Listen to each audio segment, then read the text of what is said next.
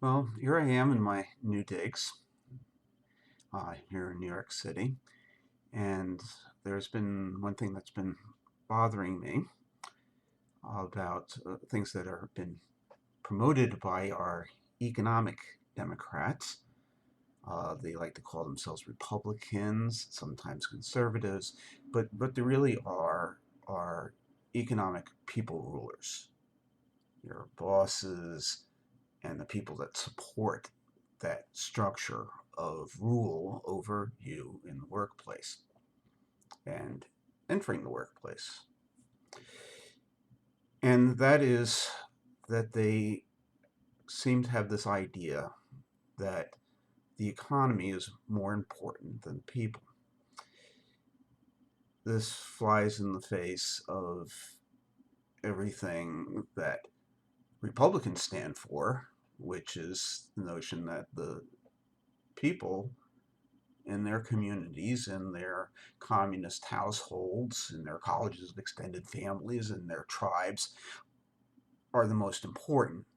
And what goes on outside of that in commerce, what's referred to as the economy, is of lesser importance.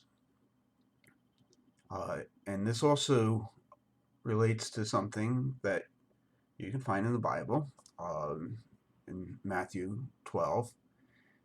And I'll just read to you out of my Revised Standard Version. At that time, Jesus went through the grain fields on the Sabbath. His disciples were hungry, and they began to pluck ears of grain and to eat.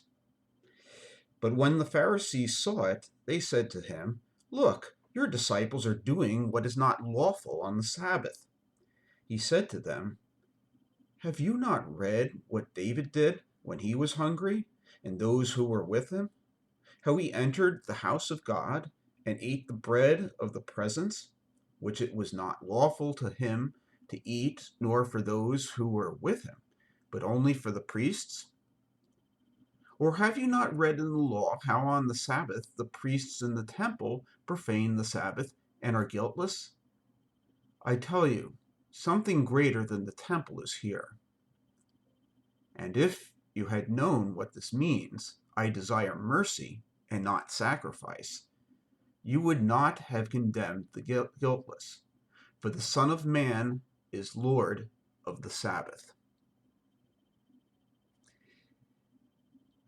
And that's Matthew 12, 1 through 8. The point here is that mankind, man, is more important than the Sabbath, more important than the economy. We can say that the economy was made for man, not man for the economy. And therefore, all of this nonsense about making sacrifices of the elderly to the temple of the economy should be utterly rejected. And further, all of these notions that we need to save companies when businesses go out of business every day. All these sorry stories about people losing their jobs, which weren't actually giving them the necessities, even when they had them, and saying, oh, we've got to save the business. Otherwise, they're not going to be able to have their job. And the implication is they won't be able to eat. Well, they should be able to eat without a job, and they should have been able to do so without a job before, in the past. So what needs to be done is that we need to have a provision of the necessities which is not dependent upon employment, which is not dependent upon a job, so that every person can actually be a citizen and not a mere worker, not a serf, not a vassal. People need to be able to live independent of being employed or not. And so that's why I am suggesting that we need to establish a $1,500 weekly citizen stipend so that people can decide what to do with their lives. And what to spend things on, and that the act of them spending things that they need first and then things that they want is what drives the economy.